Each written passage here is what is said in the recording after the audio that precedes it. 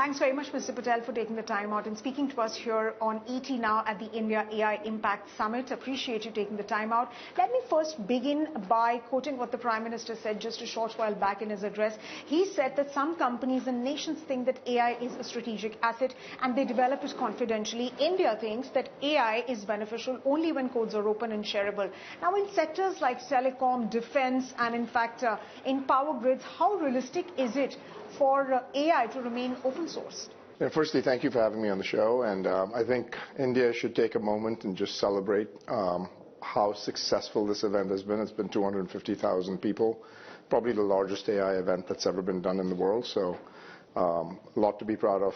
When you think about open source versus closed source, I actually think there's a place for both. For both. And having an open source model so that you can get diffusion to be broadly applied is a very important dimension. And then there's going to be certain areas where these models are pretty expensive to train, and you might need to go out and monetize them effectively as well. So I think the best combination comes when you have the right level of combination of open source and closed source. And what the Prime Minister said today, I loved his line of, are you buy or what was the second thing, the opportunity side of it that he talked about? Like, do you approach this with fear or do you approach this with optimism and opportunity? And I feel like that notion of approaching AI with optimism while still being very clear of the downside effects that could be had is very important. And I think that's exactly what India is doing. You're very concerned about cybersecurity. You're very concerned about what's happening from from misuse of this technology, but you're actually making sure that you're building this at population scale for the betterment of humanity, which I think is the way that we should approach it.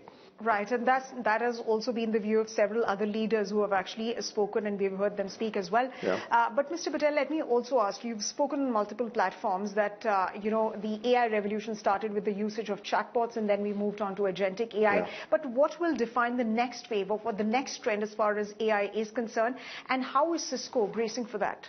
So firstly, let's understand the big difference between chatbots and agentic. Chatbots was where AI was thought of as a tool for productivity. Agents is where this is now an augmented teammate that's a digital coworker that's going to work with us. And we actually adding workers to society that are going to help each one of us. So each one of us is going to be a supervisor of agents. And I think that's going to have a profound implication on the kinds of problems we can solve, the kind of capacity we can add, and so there's a huge amount of upside on that dimension. The third big area then, if you think about agents, they're very good for knowledge work getting automated. When you go to the third phase, where you have physical AI, now you can start having work that's not knowledge work also get help of augmentation of agents. And so I feel like the three phases are: you started with chatbots, productivity tools, you then went to agents, which are more digital coworkers, and then you're going to go to the physical AI side. And I think you're going to see physical AI not too far off. And the combination of agentic and physical AI is going to actually open up possibilities that we didn't even think about dreaming to be able to solve these problems before. Right. I'll come to that point in just a bit, but let me also ask you, since you're based in the United States, it's important to also address how the United States is essentially looking at AI. We've seen, big companies come out of the United States, and they've poured in millions of dollars, and that is what the Trump administration is also essentially looking at. Whereas in India, for example, the approach has largely been, like you stated, that it is to democratize AI. It has been a cost-efficient approach because we want to employ applications at scale. How do you think that there can be a convergence between the United States and what it is doing and what India is doing? See, I don't think they're competing alternatives at all. Okay. I think when you start thinking about what America has done, we've invested billions of dollars on these foundation models. And those foundation models help the rest of the world to be able to take those models and then combine those models with small models and more fine-tuned models for your needs. And the combination of those two allow us to solve problems that we weren't able to solve before. So I feel like there's a very complementary approach based on what each country brings as assets, and then combining those together to make sure that you really tackle AI at population scale. And I think India will probably end up being one of the countries with the largest number of AI users. And it's tremendously important that, and the partnership and the alignment that we have between India and America is super strategic. Right, right. So let me now focus on Cisco's approach to AI. In fact, you are agnostic to models, you're agnostic to players, you're also agnostic to platforms and infrastructure, and that perhaps is your de-risking strategy. In fact, you've come out with a product, but you've said that there will be multiple products in the future that will come out of Cisco's domain, but they will be designed and developed by AI. So I have two questions to ask you. One, how many products are you looking at launching, and what does that really mean for Cisco's workforce, given the fact that these models, if you're stating that these will be developed by AI, then there is a realistic risk of them replacing your workforce? So let me start with that second question, and then let me go to the first one. So the second question, there's a lot of fear that people have around, is AI going to take my job? And my advice to people is, don't worry about AI taking your job. Worry about someone that uses AI better than you that might take your job. Because the dexterity, the guidance I give to my team is not that if you use AI, your job's going to go away. But if you don't use AI, you can be guaranteed that you won't have a job because you won't be relevant in society a few years from now. So I think that's a pretty important dimension to keep in mind. Going to your question around autonomous coding, I think modern development practices have fully flipped at this point. And what I mean by that is we used to have massive constraints on coding. We always have more ideas than we have resources to deploy towards those ideas. We've now found at Cisco that we were the first design partner with OpenAI's Codex 2. We also work with others. Right. And what we found is what sounded absurd just 6 months ago, which is 100% of my code will be written with AI, there'll be no human writing a single line of code, is now a reality. In fact, our first product, AI Defense, is going to be 100% written with AI. Right? There's no human writing any line of code. Now, by the way, that doesn't mean that humans aren't participating in the process. It just means that the code is being written by AI, but the specs and the markdown files and all of the pieces that need to be done so that you can actually apply judgment saying, what is a good product to build? What product is going to solve the market's problems? That all still requires a tremendous amount of human judgment.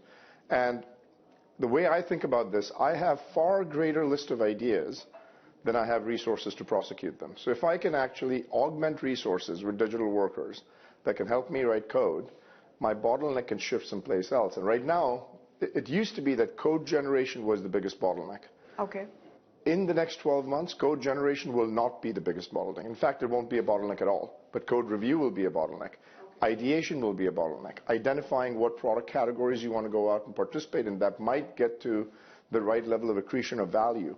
Those all become bottlenecks that we have to make sure we focus on. But I think it's a very exciting time because every person now, think about the number of total developers in the world. That just 10x, that's just 100x, because everyone now, you can write code, you can build your own application. And that is a tremendous level of multiplication effect that happens and becomes a force multiplier. Absolutely, which is why companies need to really think how to democratize AI. In fact, one of your peers was also mentioning at the keynotes that are currently happening that AI should be able to service everyone, and inequality should be bridged. So let me ask you a follow-up question. When you say that the workplace will not be replaced and in fact, workers will now have to compete with somebody who can use AI better than them. So is the biggest risk, the biggest challenge with AI, the fact that, what it generates, that needs to be reviewed? So the way I think about this is, look, there'll be some jobs that'll be lost.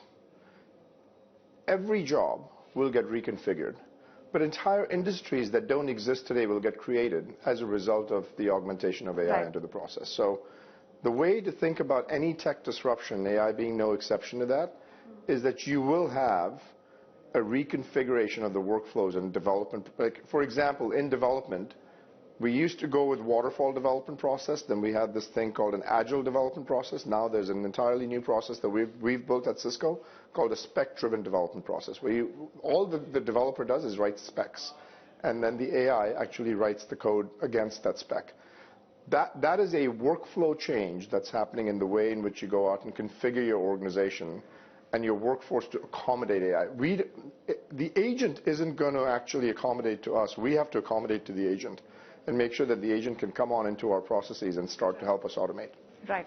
Just one final question before we let you go, and this question is essentially about, what you've seen happen on the Wall Street after Anthropic came out with its Claude engine. In fact, there have been very many companies, AI companies, that have been launching their tools, and that is having a bearing on other tech companies here in India as well. The IT index, it plummeted, especially after news of that came out. In terms of the kind of disruption that we're going to see in the IT space in all of these industries, the companies that are getting impacted by developments in the AI space, are the fears overblown? Because somewhere down the line, many also say that AI is in a bubble and that valuations are frothy. So I think you've added a few concepts there. So let me actually break it down and parse it out for you. AI is the most consequential shift that might have ever occurred. And you could also have some companies that might be frothy in the valuations. Both of those conditions can hold true at the same time. Okay. Now let's go to the question that you asked about. The common narrative that people have is, are enterprise SaaS companies dead, right? And the answer to that is no, because the need for having an independent software company that builds software once that can be sold 1 million times over doesn't go away because of AI. It actually gets even more accentuated because you can do more with the software than what you could do in the past. So in my mind, I think it's not a legitimate concern to say because of AI, these companies are going to be gone. Now, by the way, if these companies don't accommodate to AI and they don't build that agentic layer and they don't automate workflows the way that the modern day workflows will get automated, then they might not be relevant. But the category and the idea that independent software being developed for companies at large doesn't go away. If I'm a hospital, I don't need to build my own ERP software. I need to go out and take care of my patients. So everyone has limited resources. They're going to go out and focus on things that they do best and then rely on the ecosystem to do the rest of the things that they might not have expertise in. That's not going to change because of AI. What is going to change is any company that does not kind of think about AI as a core part of their offering and an extension of who they are will probably struggle with relevance. Right. Just one final question. What is 2026 going to look like for Cisco here in India? It is, India is an exciting market for us. We've actually been here for over 30 years.